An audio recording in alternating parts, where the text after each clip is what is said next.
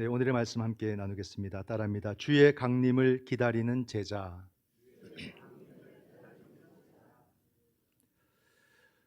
오늘의 은퇴식과 취임식을 또 준비하면서 어떤 말씀을 우리가 함께 묵상할까? 이럴 때는 항상 또 우리의 사명의 본질로 돌아가는 또 그런 은혜를 주셨고, 또 그런 말씀을 또 준비하는 시간을 가졌고, 또 이 시간을 통해서 우리 모두가 그 제자됨을, 일꾼됨을 다시 우리가 일깨우는 그런 시간이 되어야겠다 하는 생각을 하게 됩니다. 그래서 여러분들 이 시간 이 말씀을 통해서 나는 누구인가 라는 것을 다시 한번 더 생각을 하고, 우리의 삶을 다시 잘 방향 지우고 또 우리가 새롭게 결단하는 그런 시간을 우리 모두가 함께 가질 수 있기를 주님의 이름으로 축원을 드립니다. 앞에 이렇게 듬성듬성 있으니까 모양이 좀 그렇습니다. 항상 이렇게 자리가 비지 않도록 여러분 자리도 좀 앞으로 당겨 주시고, 예배의 더욱더 분위기에 항상 앞으로 오셔서 뒤에 늦게 오신 분들이 앉을 수 있도록 그렇게 분위기를 좀 잘 만들어 주시면 감사하겠습니다. 오늘 우리가 여러분 은퇴식이라는 건 저는 이건 참 대단하다고 봐요. 은퇴, 옛날에는 뭘 하면은 잘하는 것에 목적을 두었거든요. 근데 해보니까 다 고만고만이에요.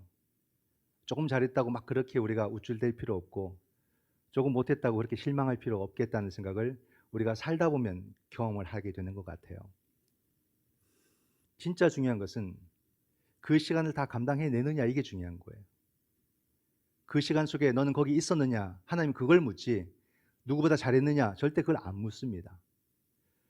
그래서 목사가 될 때에도 잘하면 좋겠다 생각했다가 목회를 하면 할수록 뭘 보냐면 끝까지 은퇴하시는 분, 끝까지 하시고 은퇴하시는 분들이 가장 위대해 보이고 커 보이더라고요. 항상 하나님은 그 시간에 너는 그 자리에 있었느냐 이렇게 물으시는 거예요. 두 분과 통화도 하고 인사도 나누면서 너무 감사했다고, 너무 고마웠다고 제가 이렇게 도리어 감사의 말씀을 이렇게 드렸던 시간이 있는데, 당신들은 항상 자신들이 부족하시다고 이렇게 부끄러워하시고 겸손히 말씀을 하시죠.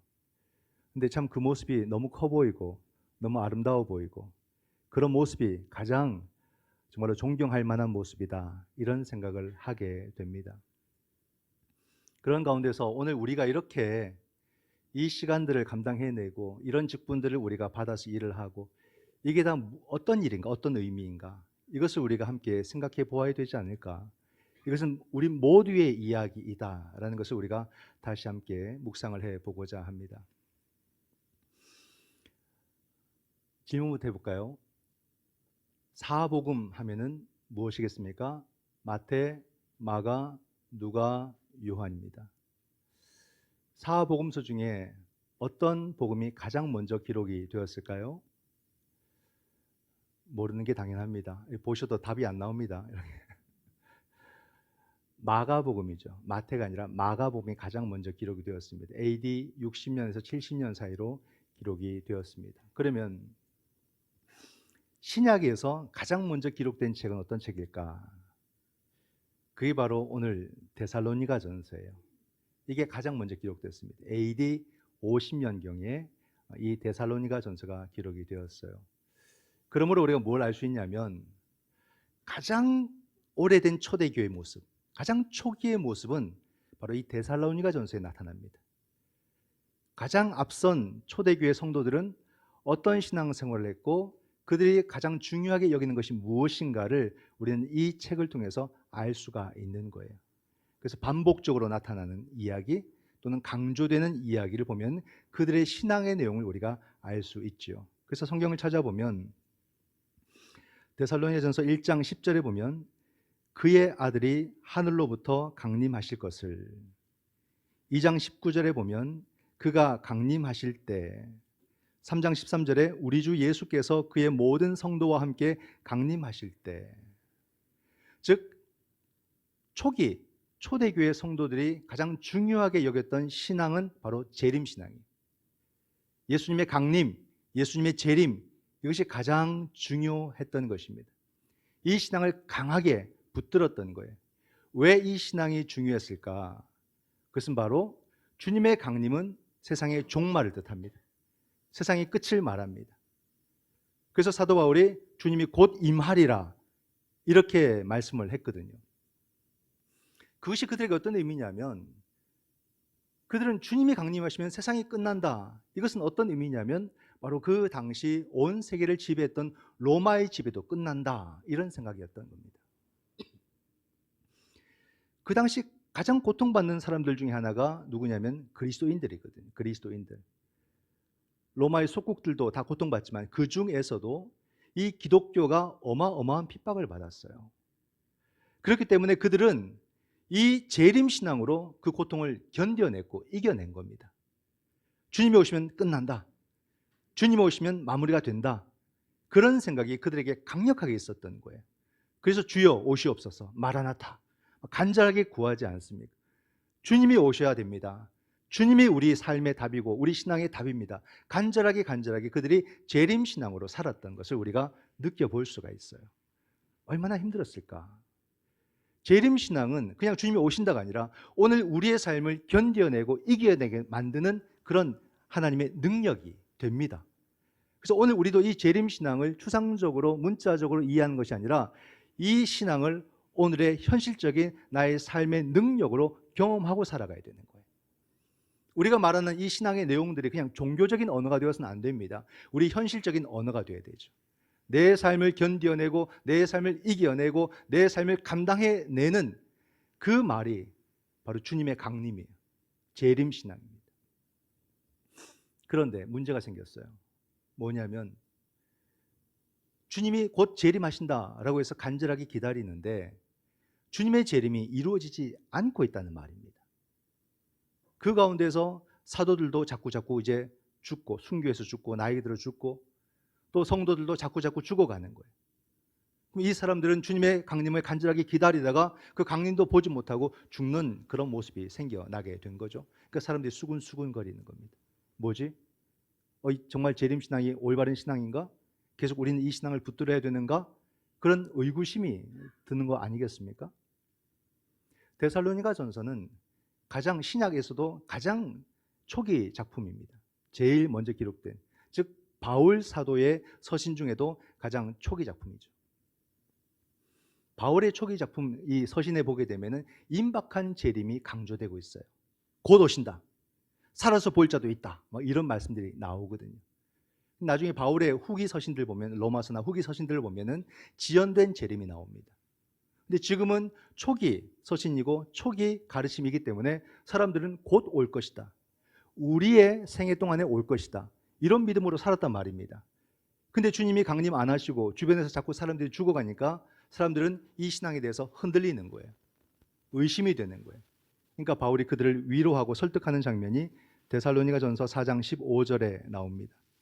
우리가 주의 말씀으로 너희에게 이것을 말하노니 주께서 강림하실 때까지 우리 살아남아 있는 자도 자는 자보다 결코 앞서지 못하리라. 자는 자는 죽은 자들 말합니다. 즉 염려하지 마라.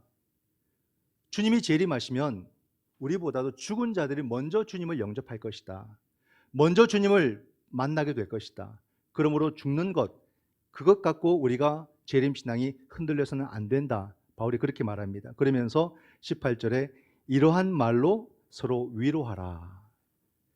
재림이 지연된다고 해서 너무 두려워하거나 염려하지 말고 이런 말을 서로 나누면서 서로 위로하라. 근데 온전하게 위로가 잘 다 안 되죠. 그러니까 오늘 본문 2절에 바울이 마지막에 이렇게 두려운 말을 합니다. 그 날이 도적같이 오리라. 도적같이 만다.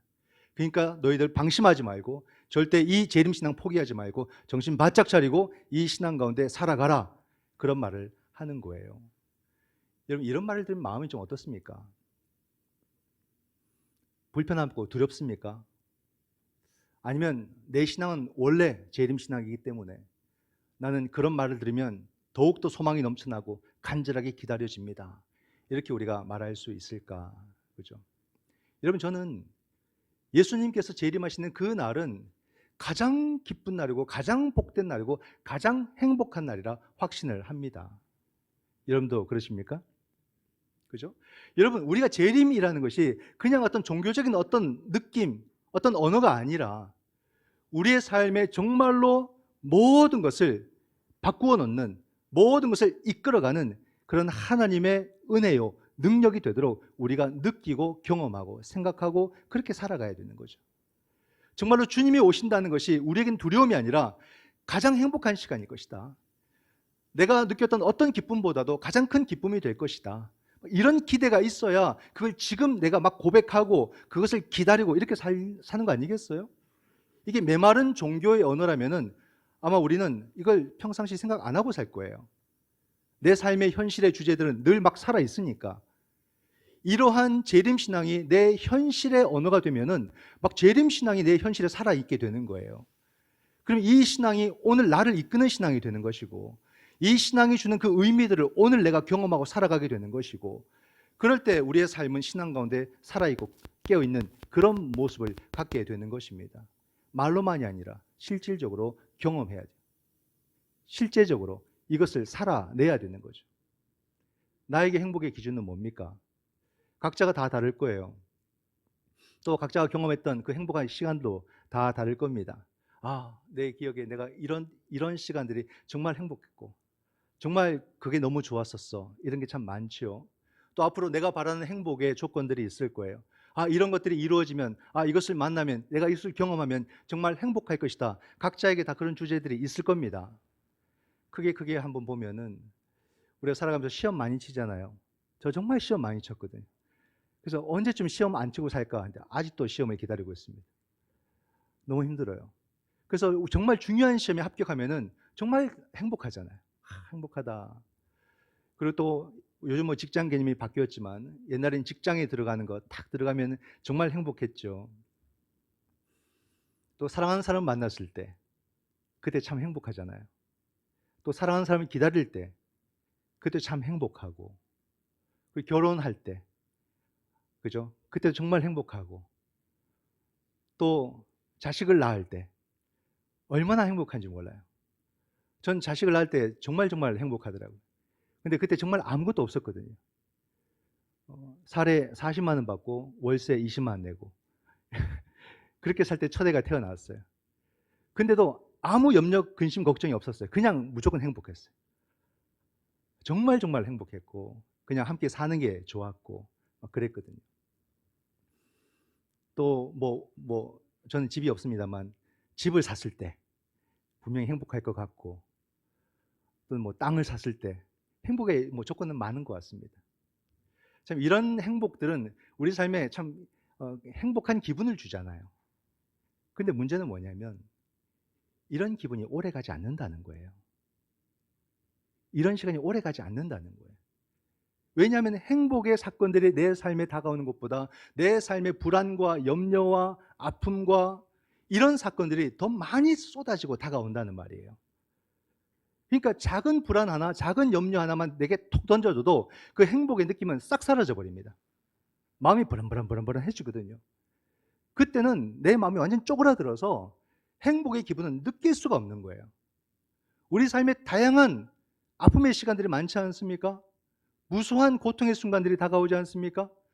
그것은 우리의 행복을 다 빼앗아가 버려요. 도무지 행복을 조금 더 길게 가져가도록 놔두지를 않습니다. 온갖 불안한 그런 소식들로 내 마음의 행복을 다 빼앗아가 버리죠.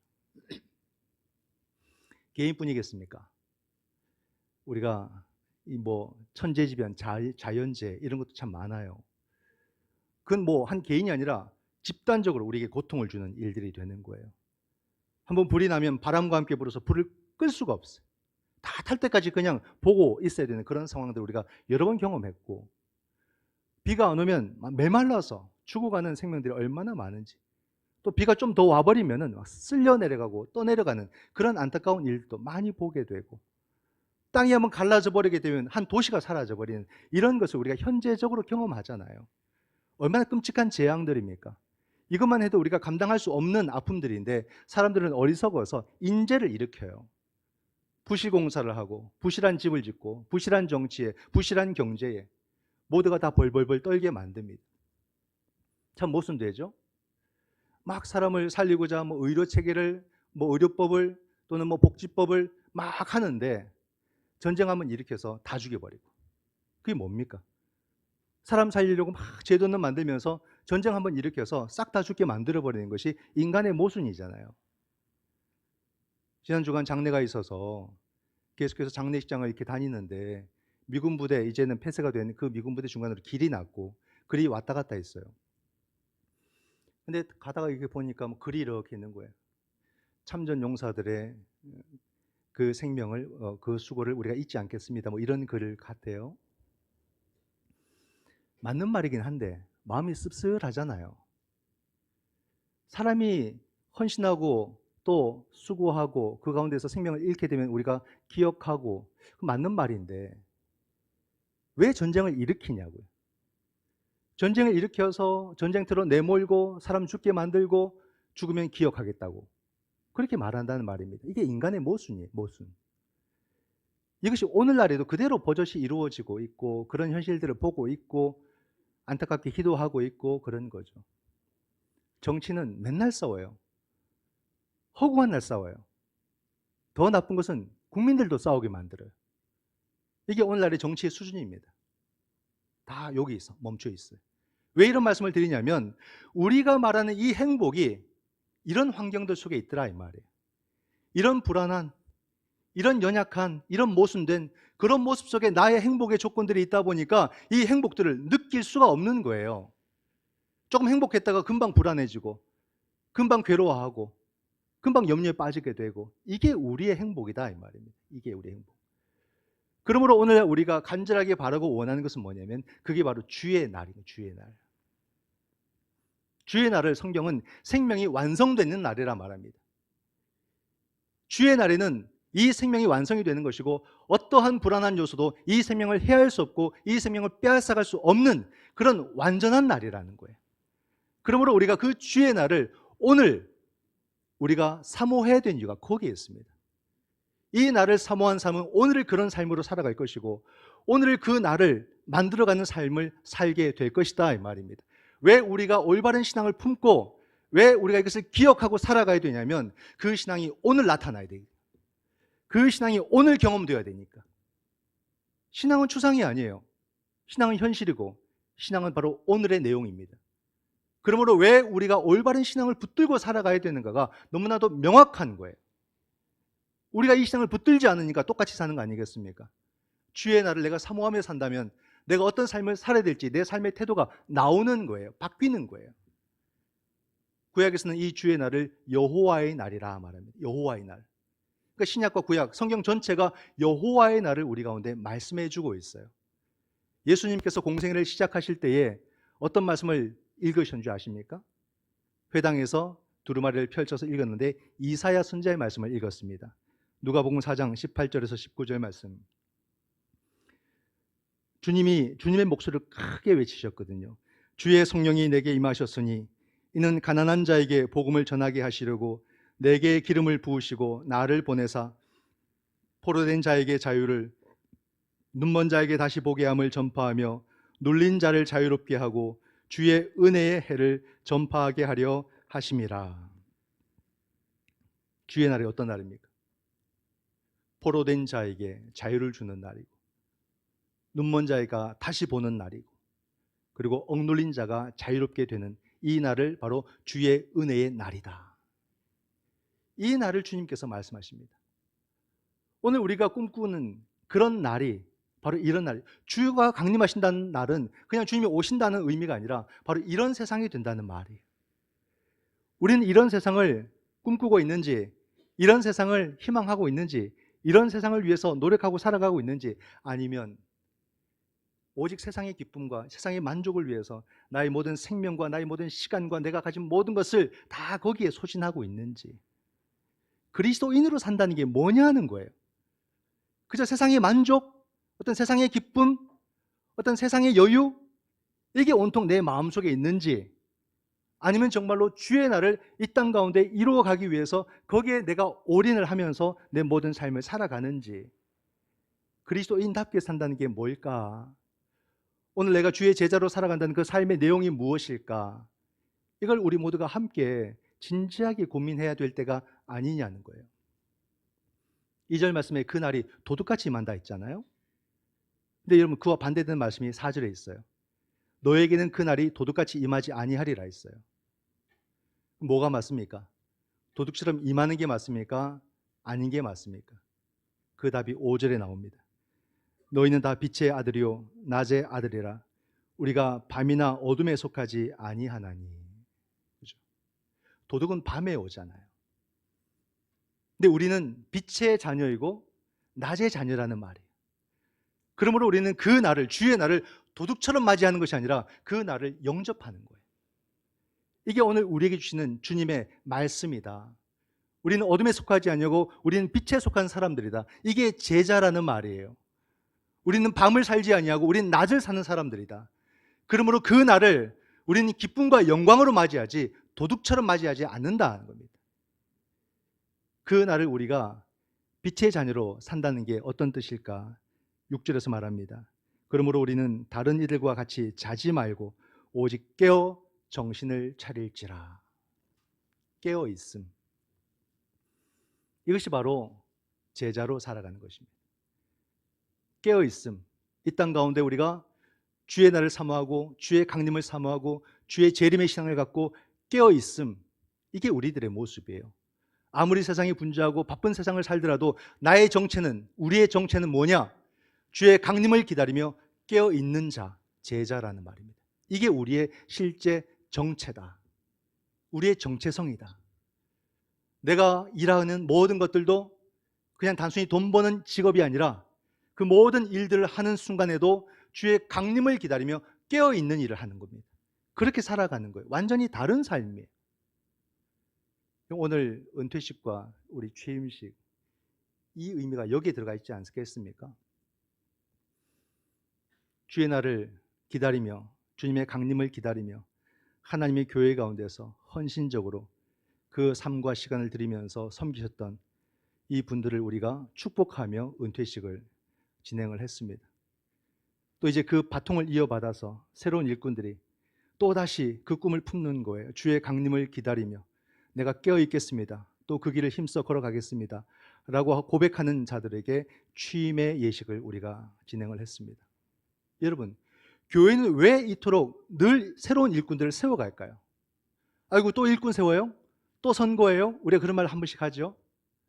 왜 교회는 끊임없이 일꾼들을 세워가는 것일까? 교회가 일꾼을 세운다는 것은 그 교회가 깨어 있다는 증거입니다. 교회가 일꾼을 세운다는 것은 바로 주의 강림을 사모하는 공동체라는 의미를 갖고 있는 거예요. 그러므로 직분을 받고 이것을 감당하는 것이 어떤 의미인지를 분명하게 알아야 되고, 우리가 사명을 감당하지 않는 것이 또 어떤 의미인지를 알아야 되는 거예요.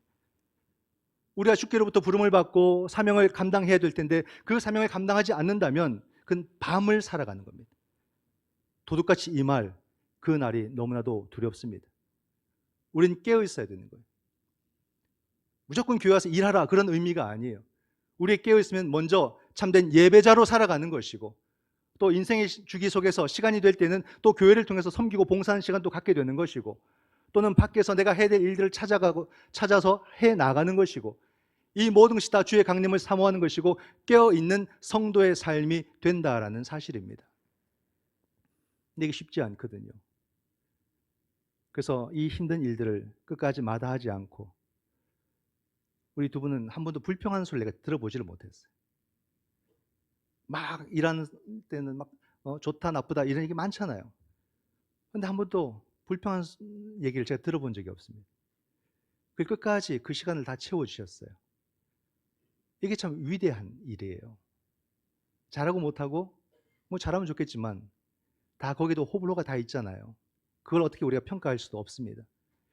그러나 그 시간을 잘 채워주시고 그 시간을 잘 감당해 주시고 그 자리에 있어 주시고, 이게 얼마나 감격스러운 일인지, 그 가운데서도 또 당신이 할 수 있는 최선으로서 교회를 섬기시고, 그 모습이 무엇보다도 아름다운 거죠.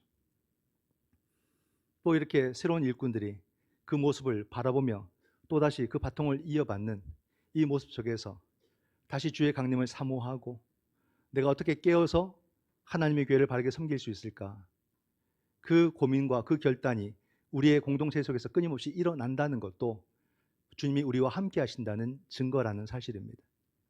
수고하신 우리 은퇴자들 주님의 이름으로 축복합니다. 또 그 바통을 이어받은 우리 취임자들 주님의 이름으로 축복합니다. 우리 취임자들과 시무 모든 직분자들 주님의 이름으로 축복하며 또 건투를 빕니다. 우리가 이 일을 멈추지 않고 해야 되는 이유는 결국 주님은 오늘날 주의 제자들을 통해서 또다시 포로된 자에게 자유를, 또 보지 못하는 자에게 또 보게 함을, 억눌린 자를 자유롭게 하는 그 은혜의 날, 주의 날을 우리에게 주시고자 우리를 일꾼으로 부르셨다는 사실을 기억하시기 바랍니다. 우리가 교회를 통해서 여러분 뭔가 하는 일이 의미 없어 보이고 작아 보이지만 그것은 우리의 오해입니다. 잘못된 생각입니다. 우리의 이 작은 섬김을 통해서 하나님께서는 어떤 역사를 이루실까요? 정말로 얽매여 있던 많은 생명들을 자유하게 하는 놀라운 역사를 주님께서 허락해 주시고, 보는 것만 보면서 그 속에서 두려워하는 자들에게 보이지 않는 세계를 보게 해주고, 그러므로 우리의 삶이 얼마나 놀라운 하나님의 은혜 가운데 있는지를 알게 함으로써 담대함을 얻게 하고, 정말로 삶의 무게 가운데 억눌려 있는 그런 사람들이 이제는 그 삶에서 해방될 수 있도록 만들어주는 것이 우리들의 작은 섬김이 모일 때 가능하다, 그 말입니다. 결국 그 우리의 일들이 바로 은혜의 날, 주의 날을 앞당기는 그런 역사가 된다라고 말씀해 주고 있습니다.